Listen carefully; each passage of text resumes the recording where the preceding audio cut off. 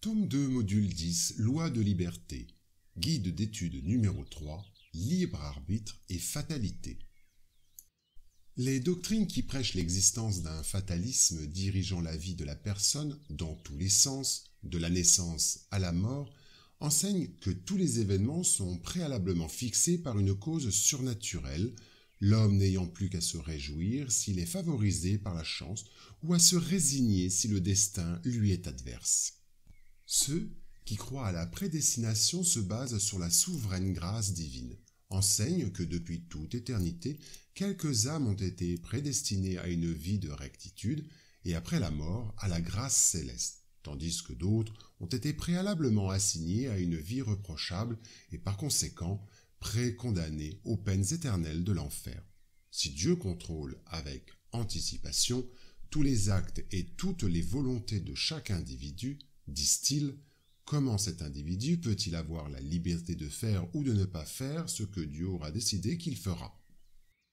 D'un autre côté, les déterministes soutiennent que les actions et la conduite de l'individu, loin d'être libres, dépendent intégralement d'une série de contingences desquelles ils ne peuvent s'esquiver, telles que les coutumes, le caractère et le tempérament de la race à laquelle il appartient, le climat, la terre et le milieu social où il vit, l'éducation, les principes religieux et les exemples qu'il reçoit, en plus d'autres circonstances non moins importantes comme le régime alimentaire, le sexe, les conditions de santé, etc.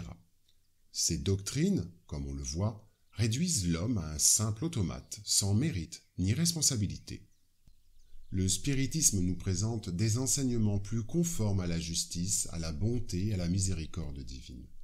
La fatalité est comprise comme un produit du libre arbitre, dont les événements résultent des choix préalablement définis, le plus souvent dans le plan spirituel. Ces choix reflètent toujours la nécessité de progrès spirituel et peuvent être modifiés selon le libre arbitre de la personne ou reprogrammés selon le bénéfice qu'il peut en résulter pour quelqu'un. En vérité, le programme de réincarnation est flexible, adapté aux circonstances et aux résultats attendus.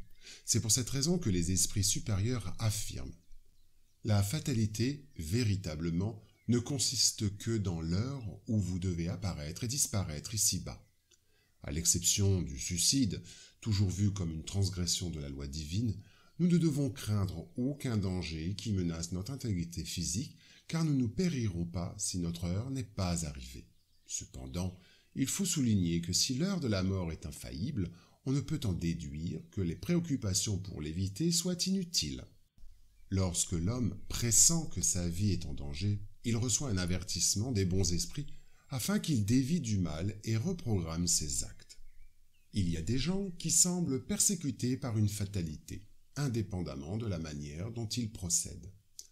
Dans ce cas, ce sont des épreuves choisies antérieurement et qui leur arriveraient de toute façon.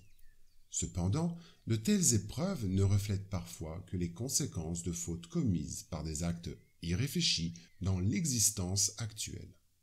L'exercice du libre arbitre, visant notre bonheur spirituel, est un travail ardu dans lequel nous devons persister sans découragement. La lutte et le travail sont aussi indispensables au perfectionnement de l'esprit que le pain matériel est indispensable au maintien du corps physique.